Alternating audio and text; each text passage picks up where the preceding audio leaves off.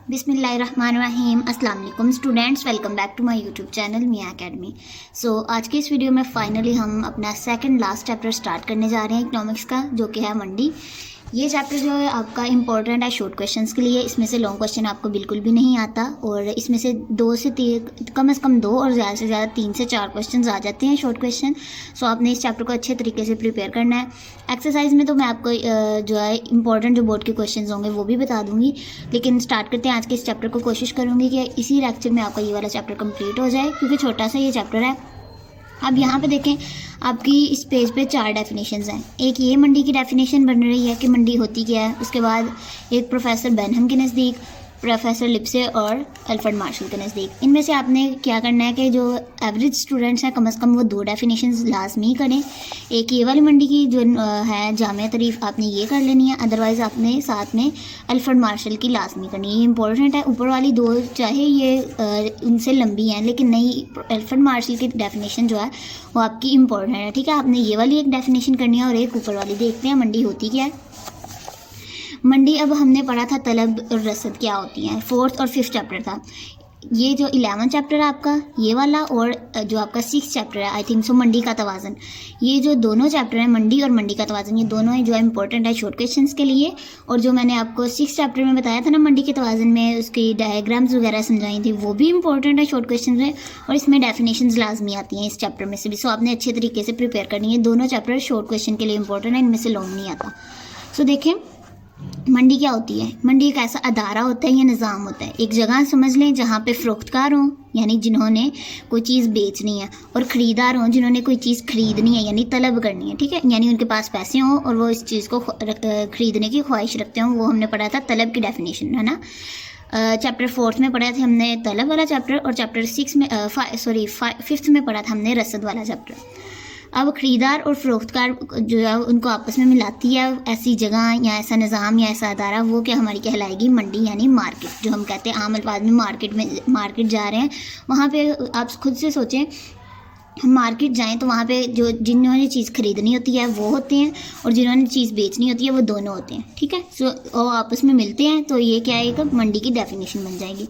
उसके अलावा ये 2 डेफिनेशंस हैं, अगर आपको इजी लगती हैं तो आपने ये चारों ही डेफिनेशन करनी है, अदरवाइज़ आपने 2 कर लेनी है। मैं जो आम स्टूडेंट्स के लिए जो है ये दोनों डेफिनेशन समझा देती हूँ।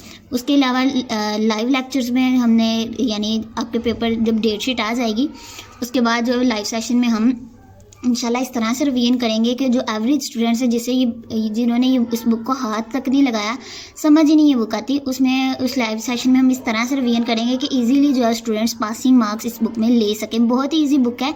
इंशाल्लाह जो हम लाइव सेशन में अच्छे तरीके से इसे जब इसकी रिवीजन करेंगे तो आपका जो है पेपर अच्छे तरीके से अटैम्प्ट हो जाएगा। उसके अलावा पेपर प्रेजेंटेशन की वीडियो भी आपकी जो है मैं आपके पेपर से पहले जो है वो अपलोड कर दूँगी। अब देखें, अल्फ्रेड मार्शल के मुताबिक मंडी अफराद का वो गिरोह होता है। अफराद क्या, यानी एक फ़र्द की जमा अफराद। आपने अच्छे तरीके से डेफिनेशंस को याद करना है, ये चैप्टर इंपॉर्टेंट है आपका। ठीक है, मंडी अफराद का वो गिरोह होता है, यानी मजमुआ होता है, जो सौदाबाजी के लिए एक दूसरे से मुंसलिक मतलब मिलें आपस में। ठीक है, यानी रिलेट हो, और शय का वसी लेन देन होता हो, यानी बड़े पैमाने पे जो वो चीज़ें आपस में एक दूसरे को फ़रोख्त कर रहे हो। ठीक है, उसके बाद आ जाते हैं मंडी के लवाजमात। ये आपके शॉर्ट क्वेश्चंस के लिए भी इंपॉर्टेंट है। आपने सबसे पहले क्या करना है, मंडी की डेफिनेशन याद कर लेनी है। अदरवाइज़ मैं आपको एक्सरसाइज वाले लेक्चर में ब्रीफली डिस्कस कर दूंगी कौन से शॉर्ट क्वेश्चंस आते हैं बोर्ड में। ठीक है, और किस तरह से आते हैं कि वजाहत करें, या दूसरे कोई वर्डिंग उनके नाम हैं तो वो किस तरह से आते हैं, वो मैं आपको इंशाल्लाह एक्सरसाइज वाले लेक्चर में बता दूँगी। अब मंडी के लवाजमात हैं। मंडी के लिए अशिया और खिदमात की मौजूदगी होनी ज़रूरी है, यानी जिस चीज़ को बेचा जा रहा है वो चीज़ होनी ज़रूरी है। फॉर एग्ज़ाम्पल, अगर एक जगह पे चीनी की वो मंडी है, वहाँ पे चीनी नहीं होगी तो कैसे जो मंडी चलेगी, नहीं होगी। यानी अशिया और खिदमात की मौजूदगी ज़रूरी है ताकि लेन देन या खरीदो फरोख्त का अमल हो सके। ठीक है, उसके बाद क्या है, मंडी के लिए सिर्फ अशिया और खिदमात का होना काफ़ी नहीं, बल्कि ख़रीदार हो, यानी जिसने चीज़ ख़रीदनी है, और फ़रोख्तकार हो, यानी जिसने चीज़ बेचनी है, उन दोनों की मौजूदगी लाजमी है, वरना अशिया का तबादला तो नहीं ना होगा। फॉर एग्जांपल, एक जगह है उस पर वहाँ पे चीज़ पड़ी हुई है, लेकिन अगर वो कोई बेचने वाला ही नहीं है या फिर ख़रीदने वाला ही नहीं है आगे से, तो वो अशिया का तबादला यानी ट्रांसफ़र तो नहीं ना होगा। इसलिए उन लोगों का भी होना ज़रूरी है।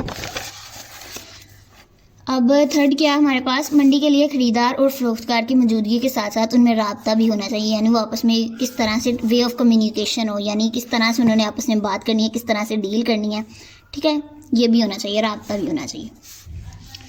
मंडी के लिए कोई जगह या इलाका हो, यानी एक जगह हो जहाँ पे उन्होंने फ़रोख्त जो वो फ़रोख्तकार हों, ख़रीदार हों और अशिया मौजूद हों, जिस जगह पे उन्होंने बेचनी है वो क्या कहलाएगी, मंडी कहलाएगी। इनका तबादला हो सके। मंडी के लिए शय की कीमत भी मुकर्रर होनी चाहिए, यानी पता हो कि कितनी चीज़ बेचनी है, कहाँ पे बेचनी है, कितनी कीमत पे बेचनी है, किस नौइयत की हो, किस क्वालिटी की हो, ठीक है। नौइयत और खासियत के एतबार से मुख्तलिफ हो सकती हैं। ये आपने 500 जो पॉइंट्स हैं आपने ये अच्छे तरीके से प्रिपेयर कर लेना है, ठीक है। ये शॉर्ट क्वेश्चंस में आ जाते हैं अक्सर। ये मुख्तसर ये है कि मंडी सिर्फ किसी, ये आपने पढ़ लेना, इंपॉर्टेंट नहीं है, यानी आपने आपके कॉन्सेप्ट्स क्लियर करने के लिए कि क्या होती है आपने एक दफ़ा पढ़ लेना है। उसके बाद आ जाता है मंडी की वसअत। अभी ये जो आपका है ये, इसमें आपने ये नहीं करना कि ये किस तरह से शॉर्ट क्वेश्चन आएगा, आपको नहीं पता, लेकिन ये देखें ये आपके मंडी के साइज़ या जसामत को मुतगय्यर करने वाले अवामिल, ये आपके पास 5 अवामिल हैं। इनकी क्या करना है, आपने हेडिंग्स याद कर लेनी है, ये 5, ठीक है। अगर आएगा शॉर्ट क्वेश्चन तो आपको ये वाला क्वेश्चन आएगा तो आपने ये 500 जो है पॉइंट्स लिख देने, आपका शॉर्ट क्वेश्चन अटैम्प्ट हो जाएगा। और बाकी सिर्फ उन्होंने साथ में समझाया हुआ कि शय की नौइयत क्या होगी, तलब की नौइयत वगैरह वगैरह, ठीक है। ये आपने एक दफ़ा लाजमी पढ़ना है, हर चीज़ को आपने अच्छे तरीके से प्रिपेयर करना है। आगे आ जाती है आपकी मंडी की अहमियत। ये भी आपका इंपॉर्टेंट है, मैंने आपको पिछले लेक्चर्स में ये आपका कॉन्सेप्ट क्लियर कर दिया था कि फ़र्म क्या होती है और सनत क्या होती है। फ़र्म होती है आपकी, यानी फॉर एग्जांपल एक लाहौर में चीनी की फ़र्म है, उसके अलावा सियालकोट में है, गुजरावाला में, इस तरह से यानी पूरे पाकिस्तान में कितनी ज़्यादा फ़र्में हैं, जगह जगह पे फैक्ट्रियाँ लगी हुई हैं, वो क्या कहलाएंगी, फ़र्में। लेकिन जब तमाम फ़र्मों का एक ग्रुप बना दिया जाएगा ना, फॉर एग्जांपल लाहौर में, गुजरावाला में, जहाँ कहीं भी जिन शहरों में भी हैं फ़र्में चीनी की, वो क्या कहलाएगी, तमाम जो है वो उसका ग्रुप क्या कहलाएगा, चीनी की सनत, ठीक है। ये आपका पॉइंट जो क्लियर होना चाहिए।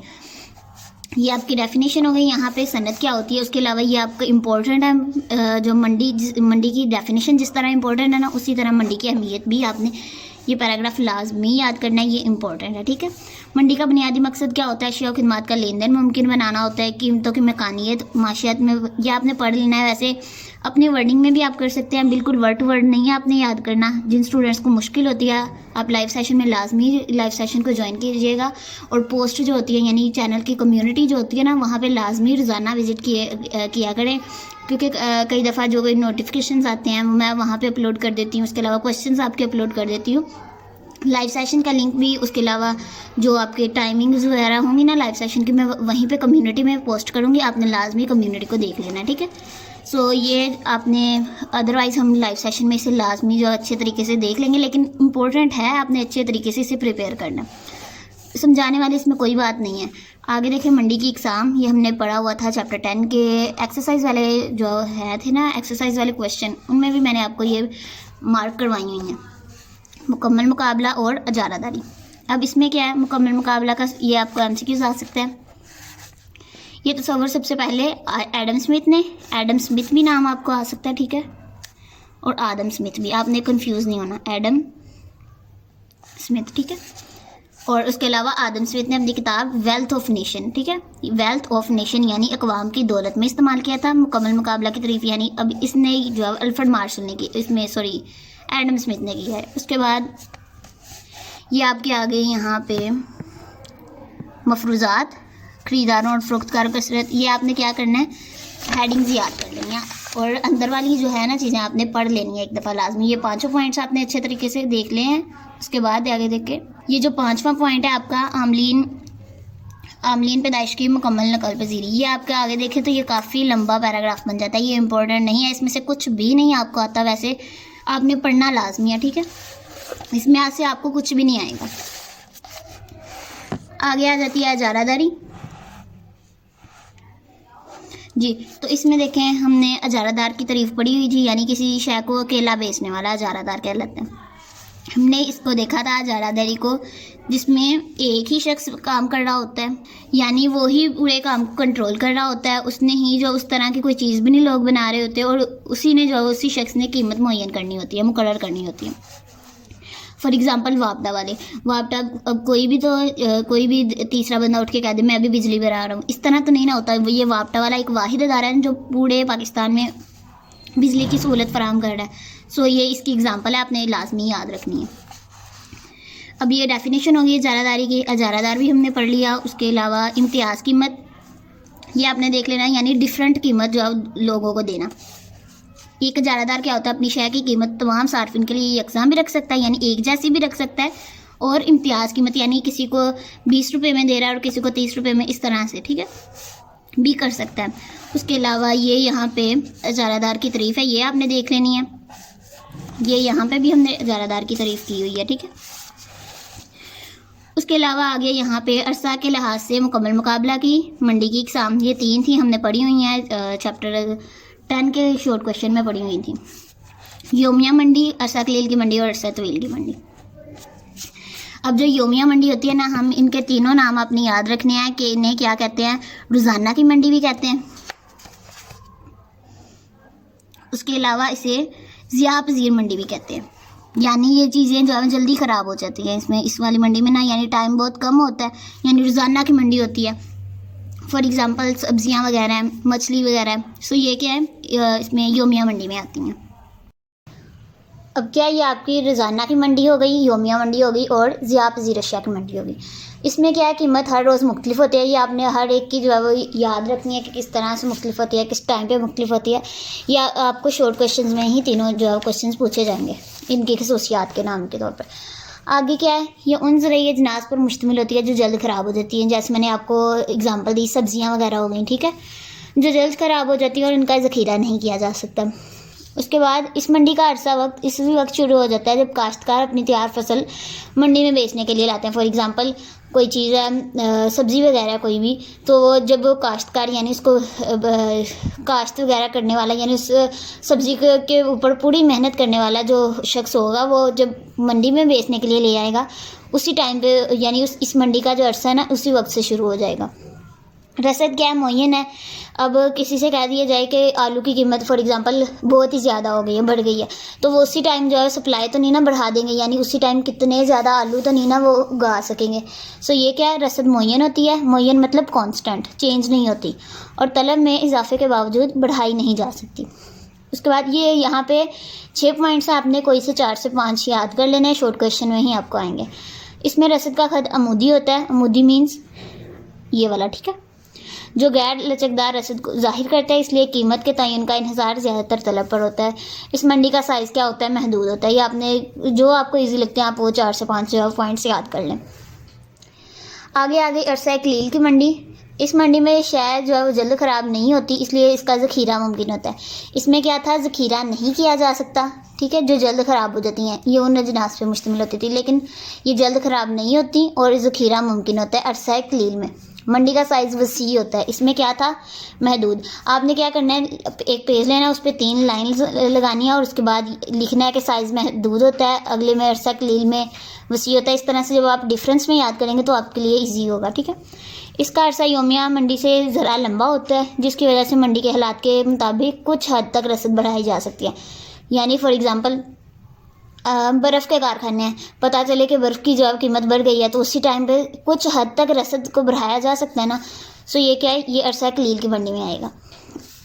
उसके बाद ये अरसा इतना तवील नहीं होता कि नई मशीनरियाँ आलात वगैरह लगाए जा सकें। ये जो अरसा कलील होता है ना, कलील मतलब कम होता है, इसलिए जो अरसा कम होता है, इसलिए नई मशीनरी वगैरह फॉर एग्जांपल दूसरे ममालिक से मंगानी है तो उसके लिए तो लंबा अरसा चाहिए होगा ना, सालों के साल लग जाते हैं ज़्यादा भारी मशीनरी मंगवाने के लिए।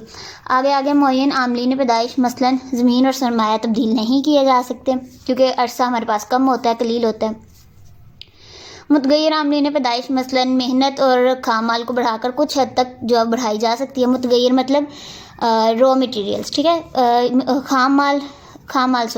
मुतगैर मतलब जो चेंज हो जाते हैं, और खाम माल फॉर एग्जांपल जैसे चीनी बनानी है तो उसके लिए खाम माल यानी रॉ मटेरियल क्या होगा, गन्ना होगा, ठीक है। ये इस तरह से मेहनत मतलब मज़दूरों को बढ़ाकर कुछ हद तक रसद बढ़ाई जा सकती है।